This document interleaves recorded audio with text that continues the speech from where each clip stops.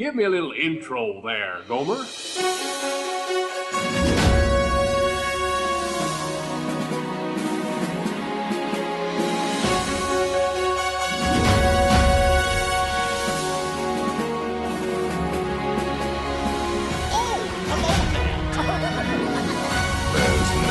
turning back now. Let's put on the show.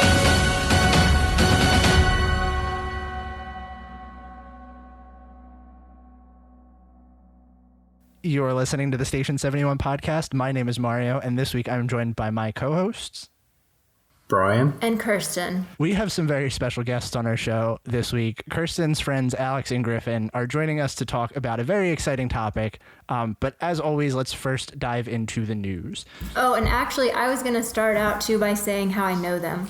Yeah, sure. Go right ahead. Okay, so most people who listen know that I did the Disney College program, and Alex was one of my roommates, and then she married Griffin. So that's how we got him. But one of my favorite stories about Alex is one of our other roommates really did all the work to kind of find us and get us all together and decide we were going to live together. And I remember when she had me add Alex on Facebook, and Alex's profile picture was just this picture of her like staring at the camera very candidly, like with this weird look on her face. And my first thought was like, oh, this girl looks weird. I'm not gonna like her very much. But I did, so. It turned out good. Well, that's always a good thing. Anyway, now we can start with the news. Yeah, sure. So first news topic we have this week is that the first of its kind Play Pavilion, a new park entrance, will be part of Epcot's historic transformation. As most people know, the Wonders of Life Pavilion has sat empty for a while, but it looks like there's going to be some stuff coming that way soon as they revamp the entranceway for Epcot. Looks like they're going to start putting an entrance in that direction and a new Play Pavilion in there. What are your guys' thoughts on this? I'm loving the new entrance design. I think bringing more plant life and having it more living instead of the, tombstones. We're kind of moving in the opposite of the direction, getting away from the death and bringing in the life. I like it. I actually love the Leave a Legacy statues, but I mean, I don't mind that they're moving them, but I do think that I'm in the minority because I don't mind them. Oh, you're definitely in the minority. I actually have a photo for Leave a Legacy on there. Do you and really? So I'm glad that they're keeping them, because I know there had been a lot of rumors that they're going to get rid of them because I guess, when you signed the contract, when you did the picture, I think they only had to keep it till X year. I think it might have been 2020. Mm-hmm. So I am glad that they're not getting rid of them completely, because I do like to go and see, me and my mom in the picture from way back when. So I take it exactly where you are and you can find yourself pretty quick, because that's always been a thing I've wondered is how easily can you find yourself? It's hard to remember sometimes, honestly, but they have the location of everyone. So if you go into that little shop, it used to be called the Kodak shop, where you got your pictures and everything. Yeah. They have the book, and you just give them your name and they can look you up and they'll tell you exactly where it is. Oh, that's really cool. Mm-hmm. I wish they would do something like that again, like the bricks at Magic Kingdom and that, because I didn't go to Disney World when they did any of that stuff, and I think it would be fun now to have a picture or a brick or whatever. But in addition to this this play whatever thing they're doing, I do think it's kind of funny that they announced this the same day or the day after Universal announced this new Hogwarts crazy ride. I feel like Universal is stepping up their game, and Disney needs to do more to impress us. I don't know. Well, I feel I think I've said this before, I feel like everything Disney's done in the last couple of years has been a knee-jerk response to something Universal has done. Okay, here's the Wizarding World of Harry Potter, and they're oh shoot, what do we do? Pandora. Yeah. And then Star Wars, which I think Star Wars will be great, but yeah, it's taking them. They can't even build a parking garage in 5 years. So this is very true. So next up we have, surprise, another Skyliner Watch news story. it looks like we're getting some design concepts for the Skyliners seen through the tarps as they're testing them. Looks like they've been, Pooh and Friends have been spotted, Snow White and Seven Dwarfs have been spotted, Mickey and Minnie, which we kind of knew about from the press release, Donald, Daisy, Huey, Dewey, and Louie, Goofy, and that seems to be it. So, more Skyliner watch. I loved how salty this person that wrote this article was when they have the Snow White one, and it says Snow White seems pretty okay with being cramped in there with 7 other people and no AC. Yeah, I sound like a broken record, but I just don't understand how those aren't going to have air conditioning and people aren't going to just like roast alive, especially if they ever stop for any reason. Oh, yeah. One thing I did notice, like looking at these pictures, though, the gondolas are spaced a lot closer together than I had originally pictured them being. So it does look like they're going to be able to move people a little bit quicker than I thought. Have you seen the video of them actually moving? Because they I actually didn't watch the video. Is it slow? See, I remember way back when we were first getting news about these, and there was that Reddit post about the person that like calculated the speeds and everything that this company had made gondolas at before. So have we pretty much confirmed that they aren't actually going to be moving that fast? They're moving very fast. Like the videos have them moving like really, really quickly. I think it was clocked at like 15 miles an hour, which doesn't sound fast, but when you're that high up, it's pretty fast. That's good. Yeah, no, I think the person was saying like 20 miles an hour or so, but I mean 15, that's pretty good. Yeah, it was like a rough estimate of 15. Like it was like when someone clocked it with like a radar scanner, it was like somewhere in the high 13s, but still, that seems very fast. Yeah. Again, I'll probably ride these once to say I did it, but I don't know how viable this is going to be for actual transportation use. So next up on our news topics, we have that the height requirements were revealed for Rise of the Resistance, and the ride features a swift drop for guests in Star Wars Galaxy's Edge. So this ride is going to have... Did it actually have like a height? Oh, so it looks like it's going to be about 40 inches. Yeah, that's cool. I mean... I know that height requirements are like necessary for some things, but it does...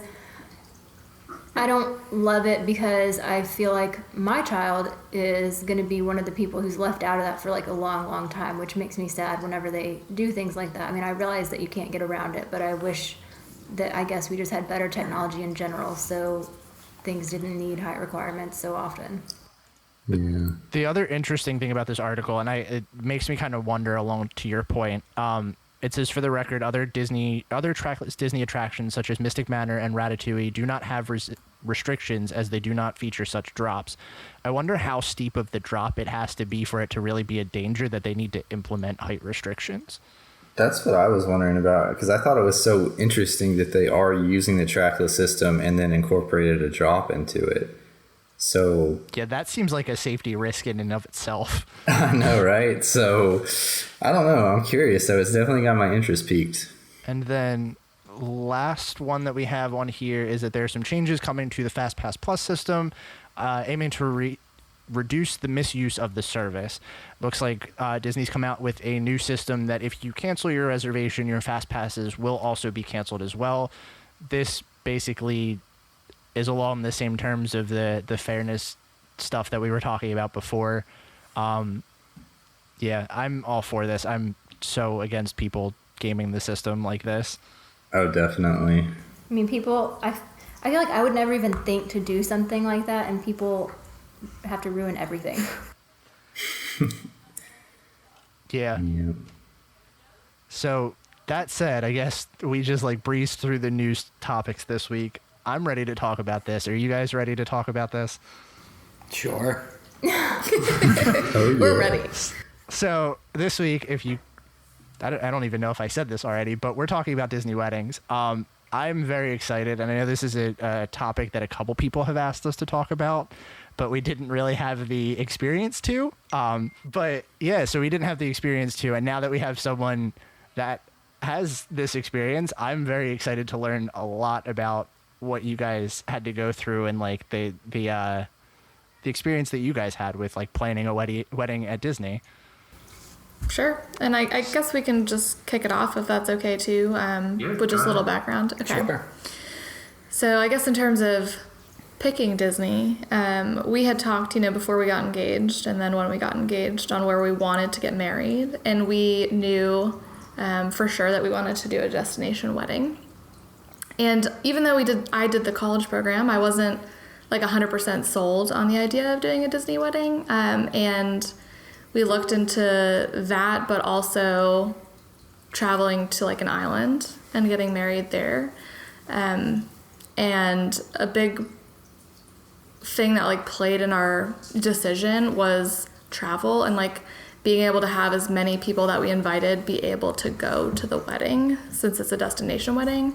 And so the fact that it's still, in the continental US would allow, we thought, a lot more people to be able to go. And there's a lot of different places people can stay, or they could turn it into another vacation, etc. So that's kind of where we landed, with wanting to, I guess, look into it further and to pursue having a Disney wedding. And so after we got engaged, I think we just reached out to Disney. I think it was just a quick email. Yeah, I think it was too. I think it was on their just their website that we reached out, and then someone from their side reached out to us via email, just asking us some questions about dates. And yeah, very bare bones questions. Right. Not a lot of specifics, just rough estimates. Mm-hmm. And we wanted to get married fairly quickly after we got engaged. And Disney will actually not let you officially book anything until 12 months out. And wow. So, yeah, so we got engaged in December, and so we decided to get married in November of the following year. So we kind of had to move a little quickly because It went pretty quick. yeah, because people do wait. I mean, there are a lot of people that obviously know more than a year in advance what day they want to get married and, the venue and everything. So they basically have to wait until the 12-month mark and to be able to even put in where they want to get married. So we kind of had to pick quickly because people had already been able to pick like venues and dates at that time. Yeah, it seemed like stuff was going quicker. Right. So we kind of got the ball moving pretty quickly. And around that time, I was supposed to run the half marathon at Disney too. So we traveled down there for the half marathon, and we were able to talk with the Disney wedding planners at their venue. Like, what is that called? The pavilion? No, they have right next to the wedding pavilion. They have It's like a little office. Yeah, just like the little there. office, their offices, where they meet with people that want to get married there. And so we went there and chatted with them, and we went on a site visit. So we were able to pick, I think, 3 or 4 venues that we wanted to visit, and they took us around and drove us to each of the venues. Now, having been on the college program and like gone to Disney, did you have an idea on where you wanted to get married, or was it just kind of like you had to go and actually research the venues first, like before you did it? So we definitely researched the venues. Yeah, because I definitely did not know enough Right. about the venues and Griffin Disney hadn't in been general. So often. So we looked at them all. We looked sort of on paper at all the different venues, and honestly, almost anything is a venue. Like if you have enough money, your venue could be anywhere. So there's a lot of options. But we had an idea that we wanted to get married outside, or at least have like an outside component. So we saw Seabreeze Point, and we saw the gazebo over at the Yacht and Beach Club. And I think we also saw a ballroom at the boardwalk that had like an open space. It was like a ballroom, but they also had almost like a patio with open space for ceremony locations. And then for reception locations, we looked at a ballroom at the boardwalk, the attic, which is where we ended up having the reception, and also the Napa and Sonoma rooms, I believe they're called, at the California Grill, which I was really interested in at the time, having been to California Grill, because it's so beautiful up there. So we went to all of those places that day, and then the next process was picking the date and time and then signing the contract for the venue, reception, location. And you're also signing to basically say you're going to meet all of their minimums, because they have a lot of minimums regarding food, which is pretty normal for a wedding. Planning food. But also they have minimums just for extra expenditures. So dependent on the day of the week that you get married, you have to spend like X amount of dollars per your contract. So you kind of sign to do all of those. Yeah. Yeah. So that was that, I don't know, I guess picking the venue. So like I said, we picked the attic, which is it's a room at the boardwalk that is kind of themed to be like your grandma's attic. And so they have like stuff along the walls, tennis rackets, and kind of has a cottagey feel to it. Yeah, it matches the boardwalk pretty well, I would say. It does. Oh yeah, I'm looking at pictures of this now, and that's really cool. Were there ever any issues like with you worrying that you wouldn't get your first choice because you did it not exactly 12 months in advance? So we did actually, I think we talked about 4 different dates, and I think one of them was already gone. Yeah, we lucked out too with even the one that we got. And that's getting married on a Monday as well. I think if you're going to get married on a Saturday, wedding pavilion on a Saturday at 5 p.m., I think you probably for sure have to do it 12 months out. Oh yeah, because it is cheaper on the weekdays, right? Yes. Yeah. So it's cheaper because you don't have to spend as much of the extra expenditures during the week. So that's also why we went with the Monday. But I enjoyed that because I feel like almost all of our guests kind of made it a long weekend and came in on the Saturday. So it worked out well. Yeah. So we had a couple questions from our listener, and I think this kind of ties into one pretty well. One of the questions that she had asked, one of our listeners, Christine, asked was, what were some ways that you guys were able to keep the cost down if possible? And I'd assume having it through the week would be pretty good. Yeah, definitely. I think the Monday was probably one of the cheapest days that you could get married. And we also did a lunch reception, which brought the price down pretty considerably. Yeah, they have different minimums for brunch, lunch, and dinner. So brunch is the cheapest, and then it goes up throughout the day of how much you have to spend per person for your food. So to keep the cost down, yeah, definitely do it earlier in the day, and then a weekday. Would be like an early wedding. What time are the weddings for a brunch? I think early. I think 9 a.m. or earlier, because if you want to get married in the park, like at Epcot, I think you have to get married at 9 a.m. or something, because World Showcase is still closed. So it is very early. That is very early. Yeah. Those girls are going to be waking up at 4 a.m. to get makeup on. Yeah. But it's very popular. I see it a lot sort of on, on the Facebook threads or whatnot for Disney weddings, that it's a really popular thing to do. Because brunch has kind of made a comeback in general. Yeah, that's true. Yeah. Let's see. And I was going to say, the other thing that she had asked too was if there were any add-ons that they had offered to you that you guys took, and if they were worth it, or if there was anything that maybe you put on the wedding that you don't think you necessarily needed.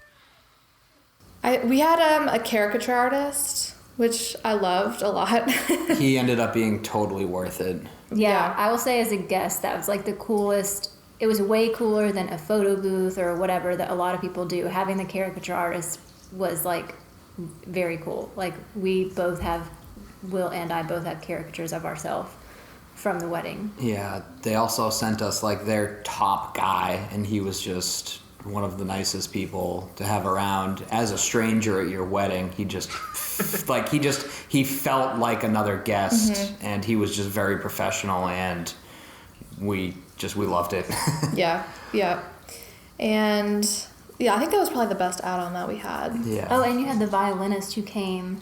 We did. So included in your, I think the cost for the venue, you get one musician.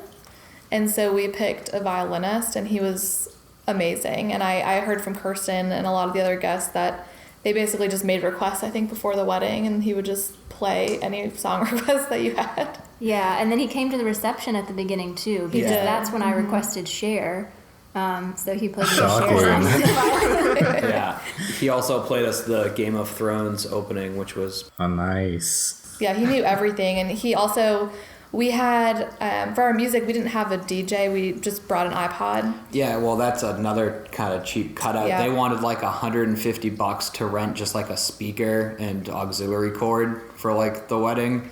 So we were like, no, we'll save the $150 and just bring like a little wireless speaker, and we'll just play our own music. Thanks. Yeah. For like $150, you could buy your own. Yeah, that's what we had said. We were like, that's I think it a was even little more. excessive. I think it was even more than that. It was way too excessive just for What what literally it would have been a was. speaker and a cord. Yeah.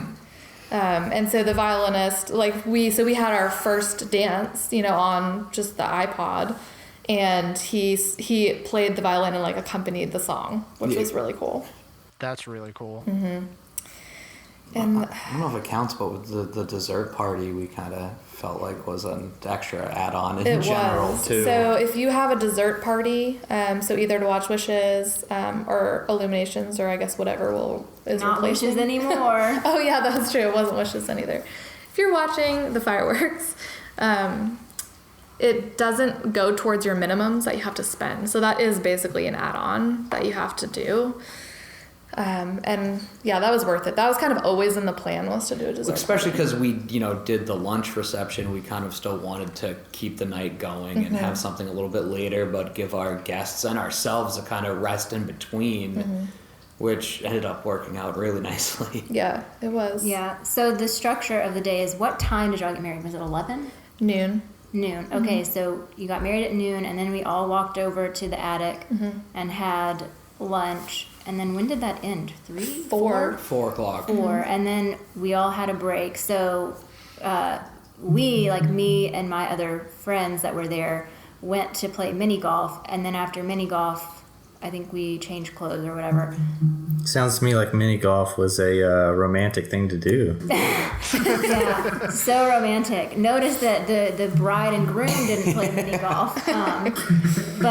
And then we went to Epcot, and you don't need a ticket if you're just going for a dessert party like that. So Yes. we didn't need tickets to get in. And Alex and Griffin had a bunch of like glow thingies, not just glow sticks. They Thingies, had like glow necklaces, glow sticks, like all these really fun things, like the glasses that you make with glow sticks. For us, Forgot like, about those. the hair thing, like stuff that goes in your hair that was glowy. And we had like our private dessert party Yeah, to we had watch the group Illuminations. walk us Yeah, in. we had that at UK Lockside. So on the right side of Rose and Crown, down near the water there. Nice. And then I think the other part of your question was any that we don't find that. Yeah, anything that you guys probably could have done without. I think we had too much food. For us, like food and alcohol was like the most important thing for the wedding. And I think we went a little overboard and had too much food. It was all delicious. But I don't think you need as much as like you want to have. I enjoyed my hand-picked beer selection. Yeah, that was worth it. That was totally worth it. Now, is that something they gave you like a lot of leeway on, or was it like you had a couple packages for food? So they have standard packages.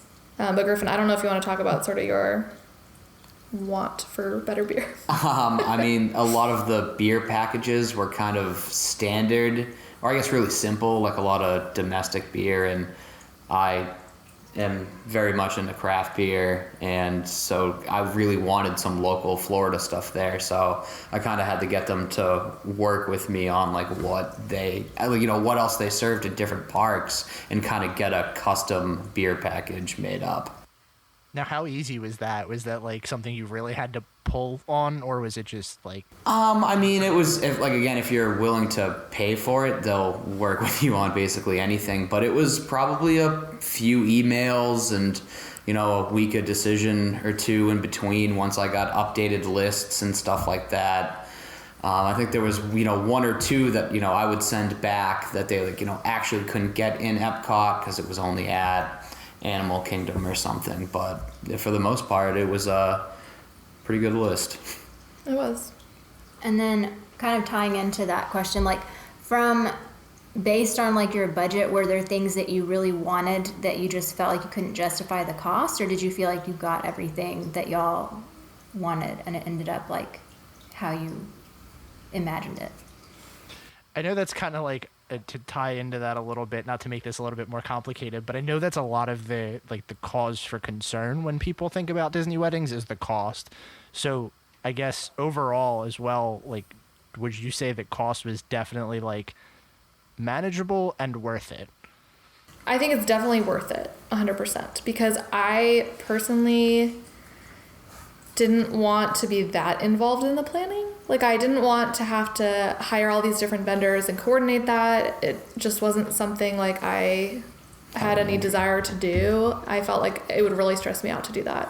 So I feel like in terms of, ease and fun and just a great time, it was totally worth it. I think if the cost is manageable is super dependent on where you're coming from too, because we're from Massachusetts and weddings are really expensive there. And I think our thoughts too were, if we got married in Massachusetts, we would invite everyone we knew because it would have been a local wedding.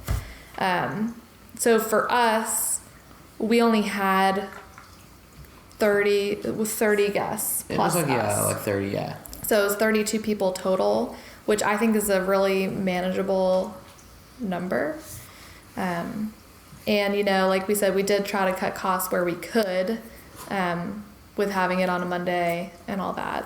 So I think it is manageable. And I think if you say, I want to invite 100 people and have a wedding for $15,000, I don't think that's realistic, for Disney or maybe anywhere. I don't even know.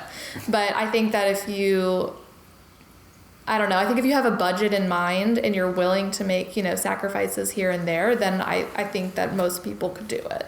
Yeah. So I feel like it's definitely for the average person easier to do a small wedding because like me, I invited like 250 people to our wedding, and that's why we didn't do it at Disney. One of the reasons is because I just couldn't not have like all those people there. Like a small wedding is just like not for me.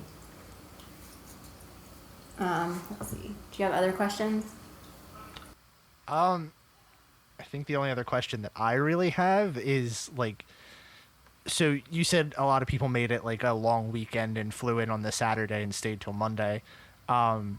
Did you guys, like, when you booked your wedding through Disney, did you discuss that with them? And then, like, did you try to get, like, room rates discounts or anything? Was there anything in that field? Oh, yeah, that's a good question in general. Like, what are the perks that you get whenever you plan a Disney wedding? You do get discounted room rates for your guests, as long as you have to you have to sign a contract guaranteeing them you're going to book a certain number of rooms. Which is pretty standard. I think it is, yeah. And so as long as you do that, then your guests have access to a website where they can book rooms at a discounted rate. It's not a huge discount. I think it might be like 10%. So you may find a better discount elsewhere, but it's still something. And they do also offer discounted tickets through that as well.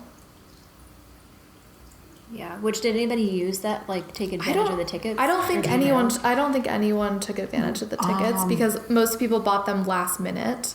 Like, a lot of our guests didn't plan like super far in advance, I guess, in terms of if they were going to go to parks. So I think they just bought their tickets like there. Yeah. Which we ended up, so we had been at Disney World on our actual vacation 2 weeks before. And so Will and I just bought, instead of like a 4-day ticket, we bought a 5-day. And the day before the wedding, we used our last day. We were there like within 14 days, so we could use our last day to get in during the wedding. It was kind of convenient. Going back to like the planning part, as far as like planning it from afar, like how was that? Do you feel like one visit, because after you booked everything, you then went back again later to do the food and all that. Do you feel like one visit was enough, or did it stress you out to plan from afar? Or? I think it was enough. And so we did our site visit in January, and then we went back in July, I think, for the tasting. For the tasting. And that's when we did all of our menu tasting, cake tasting, went over all like the small details. A lot of the fine print stuff too. And I felt like it was enough. Again, I feel like that might be different for other people. Like if more people want to be more involved, but I was happy to just kind of do it in one day. Yeah, they do a good job of kind of, having all of their hands involved in it and really making it easy for you, and just, asking specific questions and getting specifics, like for our dessert party, if we wanted, Irish coffee with, rum or scotch and stuff like that. So it was a lot of cutting small things. Yeah. And they do a lot of weddings. So it was very, they had a schedule. When we showed up that day, they had a schedule of everything that we were going to do, and they get a lot done in one day. Oh, I'm sure. But do you feel like there's room for customization for people who really want to be like super involved, like people like me? I will say that I've heard from a lot of people, and we experienced this ourselves too, is that they do a lot of weddings. So your planner is not going to email you back within a day or maybe even a few days. Like it would take, I don't know, close to a week or more, to hear back from our planner. So I think that if you wanted to be really, really detailed, I think it would be tough. And I don't know if maybe people hire other planners too, like an outside planner, to do some of that as well. But I think that the response time is just not there to, go back and forth so quickly on details. Yeah. So what you're saying is this is not a good idea for someone that's going to stress about it a lot. Not if not getting a response back in a day is going to stress someone out, because I just don't think that's going to happen. As far as, are there restrictions on like bringing in outdoor or outside, you can't bring any outside food in, you can't hire a different caterer, Right. but are there, Sure. Can you bring anything from outside Disney, like a photographer or? You can do outside photography. We didn't. We went through Disney for that. But you can do outside. We could not bring, I don't even think we could bring in floral. I think they had a specific florist that we had to use. It's just the Disney florist. Yeah. I think it depends on the location too. I think the more like restrictive your location, like in a park, is going to just be really much more strict. And I think it depends. I don't think anywhere you can bring in food or drink. But there are, I think, some places you can do your own floral.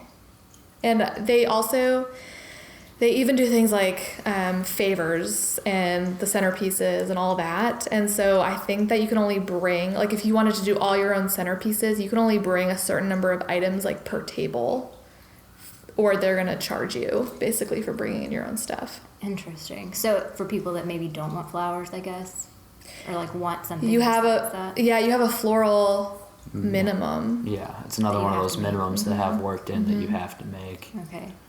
I like that with a lot of the stuff, really. But it's not hard to make them. Yeah, it skyrockets pretty quick. Yeah. What about officiants? That's outside. They give you a list of like approved vendors, but I think that you can get anyone. They just give you a list of suggestions. And we picked our officiant off that list. Yeah. He had done a lot of Disney weddings. And we really liked him because he was very straight to the point. Yeah. It was, I think, the ceremony itself was pretty quick. I think it was quick. Yeah. We were like, get us to the reception. That's like, this is what we want. That's the way to do it. Yeah, Short wedding. for sure. And again, I've forgotten my next question. So I have a question based kind of off of that. How, like, when they charge you for these different, like, venues and stuff like that, you said you guys wanted a really quick ceremony, is it per like the venue just a flat rate, or is it like a timed block? It's just flat. It's a flat rate, and I think you have it for an hour. And it just depends on the venue. So I think the wedding pavilion, we got married at Seabreeze Point, and I know that's definitely cheaper than the wedding pavilion. So it's a scale too. I remember my question. So as somebody who follows the Disney Weddings Instagram and all that, they always show pictures of girls in their wedding dresses taking pictures in the park. Because if you do like a certain level of wedding, you can go the morning after, right, and take pictures in the park. Did y'all have the opportunity? I can't even remember. We could. So I think they offered it to us. I think that if you have interest in it, then you can do it. It just costs a significant amount of money. Oh, it does? Yeah, it's not included. Like, we're talking like thousands of dollars to do it. Wow. Why are you ruining my plans for vow renewal? I wouldn't like that. Doesn't surprise me at all because I feel like that's probably in very high demand. Yeah. Oh, yeah. That's why I want a vow renewal. Is to take pictures in the park. Like, why else? Glad your motives are pure. What else? Did we have any other listener questions? That was really it because we posted about this like months ago and then forgot to do it. I don't know if it helps, but we also honeymooned there for the rest of our time too, so we could always. Yeah, I mean, how was that? Was it? So my one question that I actually kind of have based off of that, I have a friend that just got married in Florida outside of Disney, but her entire party ended up going to Disney with them while they were on their honeymoon, and she kind of was like afraid of that because they were in Florida. Did you guys see a lot of that, like people hanging around while you were on your honeymoon? Well, so we had a lot of people, fly in and meet us there. So we kind of had like scheduled days where like, hey, like we'll be, in Epcot because it was food and wine. So like come meet us for this day. And then after a certain point after the wedding, we were like, so we got married on the Monday and we're like, all right, after Tuesday, we don't want to see anybody. We were pretty clear about that. Yeah, and I think like most of our guests like understood, and they either were staying for a short period of time, or they had some of their own plans to have their own little vacation. So I think it was kind of nice to separate it at a point and just be like, we're going one way, and you guys have fun. I mean, we were just honest with our guests that, because we flew in on Friday, so we had seen people, through Monday, and then we did see people Tuesday as well. And then after that, we met up with just both sets of our parents for lunch and our dinner, and that was it. That was kind of like our send off, with them, and we didn't see anyone else after that. Yeah. Oh, so I had one. I gather from this that Alex was definitely a Disney fan before this. Griffin, were you as well? I had been once as a child before I met Alex, so I feel like I definitely didn't have as much of the love that she had for it when we first met, but it grew on me. It took a lot of different trips and kind of doing more of the adult things that I hadn't done, and kind of actually I also hadn't vacationed a lot. She vacationed a lot more with her family than I did with mine, so I think it was kind of just getting used to being in that vacation mindset too. That just kind of took me a while.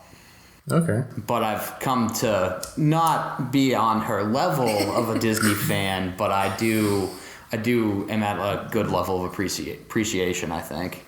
So Okay. she converted you, kind of. Yeah. About a solid 50%, if we had to say. Oh, and one other perk.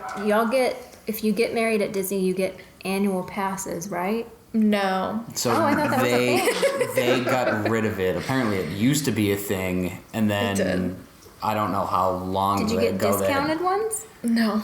No, we bought annual passes because we knew we were going to be there so long that it was better to get them than not. I think they stopped that about a year before our wedding. And I don't know how long of a time frame they did it either. But I think that the weddings are just incredibly popular now, so they don't really They're not give just, that out as a perk anymore. Yeah, that's free money they're giving away that people will spend. So kind of a question off of that. If you guys are like, let's say you're booking a wedding at Disney and you go for like the consultation appointments where you have to go do different things. If you have to go into a park at all, like, did you have to have a ticket for that day, or were they just like, no, you're with this wedding consultant? We didn't. I don't think we went into any parks to look, but I don't think that you would have to pay. And so they actually drive you around like in a car, like in a, I don't know, their car. Vehicle. Yeah, they basically chauffeur you around for the day, and you do get to go to a lot of places that you normally wouldn't get to go to, or some stuff that was closed. I feel like even when we went. Mm-hmm. Well, right, yeah, because like California Girl, we went, early in the day when it was empty, right, before before it was open. Yeah. But yeah, so I don't think you would. I think that they would probably drive you backstage. Okay, cool. Oh, and I know, so one big part of a wedding is usually the cake. Like, how did that process go? Like, the customization and all that. Is that something that gets really expensive really fast? It was really expensive. I don't know how much a regular wedding cake costs, so I don't know if that's kind of like normal. But we went through that on our tasting day, like when we did all the menus and whatnot. And I think I brought, my iPad and pulled up some pictures, and I was like, I want it to look a little like this cake and a little like this cake, and they put it together, and it looked exactly like we wanted. So for the cake, like, define really like you had what, a 2-layer cake? Yeah, it was a 2-layer cake, and it was over $500 plus a serving fee. Because it wasn't fancy, right? I mean, it was white. Oh, I thought it was fancy. Fondant. The bottom. Well, I mean, like, it wasn't like flowers everywhere. Yes, like it was not over the top. It was It wasn't elaborate. Yeah, like it wasn't that elaborate. No. But yeah, so I basically asked them, because when I saw that, I thought it was pretty high, and I asked for if they had alternatives, and they didn't really. They said that we needed that much cake, I guess, to feed 32 people, and so then we would either have to do like cupcakes and a sheet cake, or like one layer that we would cut and then another alternative. So I was like, you know what, I will just keep it like it was. Yeah. Did people eat all the cake? I have no idea. That's a big regret I have, because I wish that I had known. I wish I had eaten more cake, and I wish I had known if there was cake left over that I could have taken. Well, even the food, could you take, like, if you were staying at DVC or something, could you take the leftover food? Really? No. That's surprising. Yeah, so I guess I don't know if they would have let us take the cake. You would have had dinner for like the whole week. I know. No. Heat it up in your microwave. The same with the dessert parties. Like, if you don't eat all those desserts, you're not supposed to take them. But I have heard people take them anyways, but you're not supposed to. I should have brought a bigger purse. Yeah. The pockets are deep. What else? I mean, I guess on the topic of cakes, like, they did really make it very easy with like all of the different toppings and flavoring, and like sending in advance.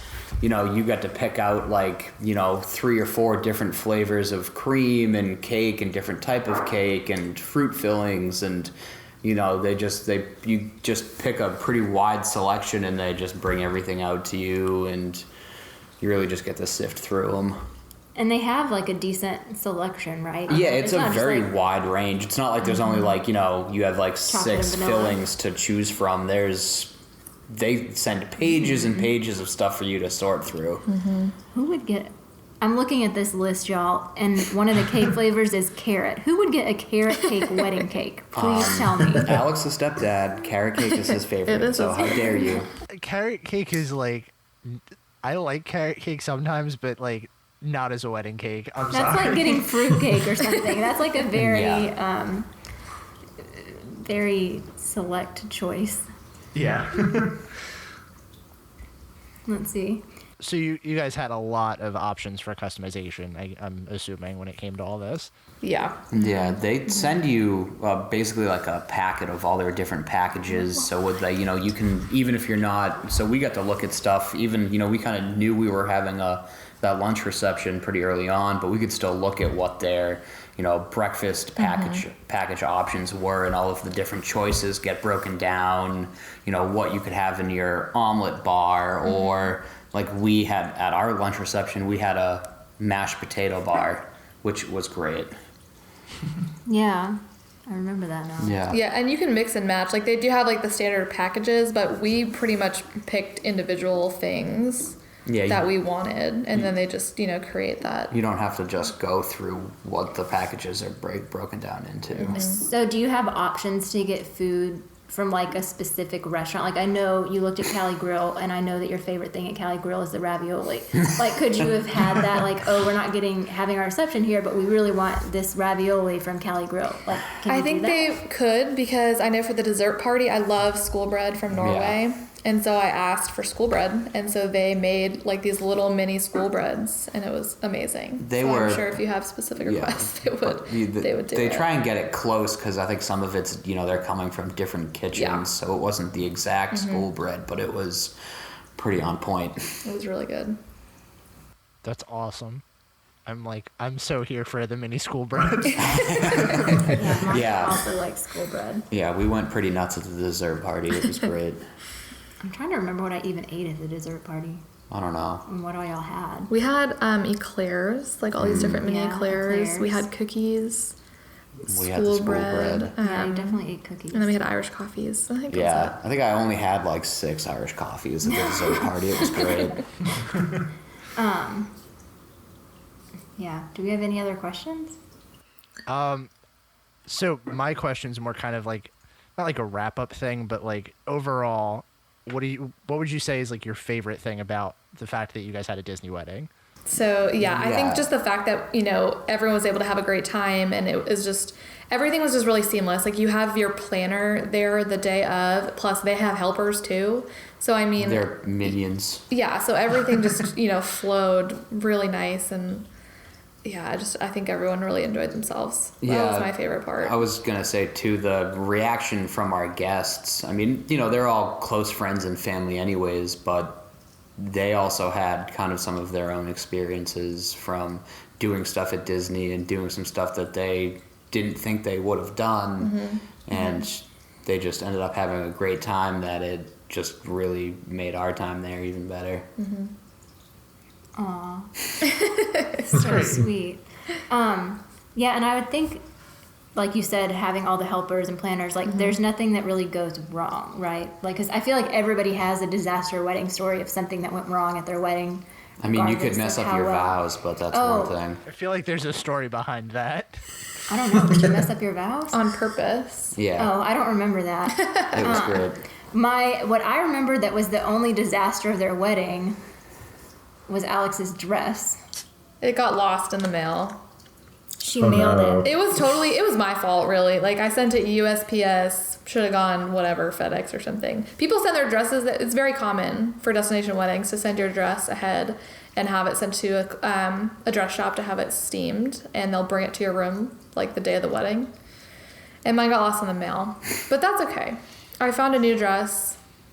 And I never saw the first dress, so I Yeah. was none the wiser. Yeah. So that was fine. And if there's any people listening, I would not be scared to send your dress. This was really like a fluke thing, and if I would still send another dress now. Honestly, it was just You would a just use one-time a thing. different service. I would use a different service. It was tracked, it was insured, and all that, but it still did not make it there in time. Did It didn't actually even make it there like a week after. It did. I think it got there like 3 or 4 days after. Yeah. Yeah. But other than that, I mean, Yeah, no, day it's of. pretty seamless for them because they Oh, yeah. crank them out. Yeah, I mean, they same- do tons every day. Yeah, I mean they're so used to it, but like Sam, they gave us a certain meetup spot outside Epcot. Somebody was there with a flag to lead the whole group in, and So you're basically, like a mini Brazilian tour group. yeah, we really were just dressed to the nines. Yeah. Anything else? Any conclusions? I don't know. It sounds like they went super seamless with everything, and it sounds like you guys had, a really easy time. I guess, would you do anything differently? Yeah, that's a good question. If I had the money, I would have done outside photography. I do like our pictures, but I think that they're not like highly edited. I think that a lot of like wedding pictures that you get back now from photographers are very edited, and that's not what these were. So I think if I had more money, I would have done that, but I'm still happy. Yeah, I with what we mean, have. I think, the whole decision-making process, we really narrowed it down and tried to think about, what we really wanted out of the wedding, and that kind of geared our experience. But yeah, I guess, if you had more money, we probably would have done a lot more and, Got married maybe... in Magic Kingdom? Yeah, or, like a Saturday night, and, there's definitely not regrets, but you always wish you could kind of have go, unlimited. Yeah, go at it full force. Yeah, but I think everything we did, we were happy with. Yeah. I mean, yeah, like I know we've said this a few times how it was seamless, but it really was. And if anything went wrong, we didn't know. They just told me where to go, and I was like, okay, this is great. Yeah. Is there any advice you would give to people who are like thinking about it or about to plan one? Definitely plan it long enough out in advance. Because it did feel rushed for us. Like anytime we got something and we had to make decisions, it was like, you guys got to get this back to us in like 2 weeks. And so definitely if you start plan it in advance. Right. Because we had started the planning within that 12-month window. So yeah, I guess if you have a longer time period, to plan everything, it would probably be easier. I guess go into it with ideas of knowing kind of what you want, you mean? Yeah. Yeah, because I would say, and it's probably just us too, I just don't think we had a huge idea about what specific things we wanted, Yeah. But it all worked out. That's the important thing, right? Yeah, we're married now. Yeah. Yeah. We totally would do it again, so. Yep. Nice. Awesome. Well, I guess you can wrap it up, Mario. Yeah, I'm all questioned out unless you guys have any other ones. No, I'm trying to think of anything else. Yeah. We did get upgraded at the boardwalk for our hotel. Yeah. So we had booked a standard room at the boardwalk. About that too. And we got upgraded to one of the cottage suites, Oh, nice. which was amazing. And Yeah. so I think they only fit 2 people, but they're pretty large. So it's like a loft style. You have a king or queen bed up in the loft with a full bathroom. And then downstairs, it's like a little living room and kitchenette with a half bath. So that was amazing. It was pretty adorable. And, it just gave us the ability to have a lot of people come over, into the room and hang out. And it was just great. So that was awesome. And then another thing that I really liked doing too was, because we were staying at the boardwalk, was that we could just go out there and just get a pizza with our guests. I feel like that was some of the most fun that we had, was just kind of hanging out and catching up. I feel like that resort I just like that resort a lot for the, Yeah. I don't know, that you can hang out. I talk often about our love for the boardwalk. It was kind of nice too, especially because I have a lot of friends and family who weren't really Disney people and hadn't done it in a while, and them being able to go back and go to the boardwalk and be like, oh, you can just buy a beer and walk around with it now and kind of just relax and hang out. I feel like our guests really enjoyed that, especially because we were staying there too, so we could just go stand out on the boardwalk and run into anybody we knew because they were all around that area too. Yeah, it is a great place to feel, I guess, a real gathering. I remember the night before, I guess, you had a room that was concierge level, and we went up there to get snacks, of course, and off of your little balcony or whatever, we could see Griffin's family downstairs, and so we were yelling at them, and I don't know, it's just nice, because if you have a group like that there, it's very easy to feel like a whole group, not sectioned off. And it's not as busy sometimes, trying to all hang. Even the day that we hung out on a Saturday for Food and Wine Fest, and we ended up having 3 or 4 different groups of people of anywhere between 5 and 8 per person, all kind of conjoined at once, and it was trying to move around with this group of 20 people and a couple of kids and walk around Food and Wine when it was really busy, and then comparable just to sitting out on the boardwalk. Yeah, I feel like it's way easier to hang out at the boardwalk rather than somewhere like the Grand Floridian lobby or whatever. Yeah, I agree. There's not as many gathering spots, I feel like. We would have got kicked out of there. Oh, so fast. We almost got kicked out that one time, so. What? When we snuck up on the Oh, God. concierge. No, they're going to arrest me and send me to Disney jail. That's fine. We'll talk about this later. You'll have an inside scoop. Sorry, I didn't know if these certain things were taboo. No, that's. Let's just say we have been up to Grand Floridian concierge level, but we have never stayed there. That's it. Anyway, are we done? Yeah. Thank you guys so much for coming on and talking about this with us. I am very glad that you could join us for this. Of course. Yeah, no problem. It was Yeah. fun. Thank you guys. Then that's going to do it for us this week. Thanks for joining us again on another episode of the Station 71 podcast. If you like what you heard, be sure to subscribe to us on iTunes or wherever you get your podcasts from. If you want to keep up with the show, you can find links to all of our social media on our website at www.station71podcast.com. You can also find our show notes on the site as well.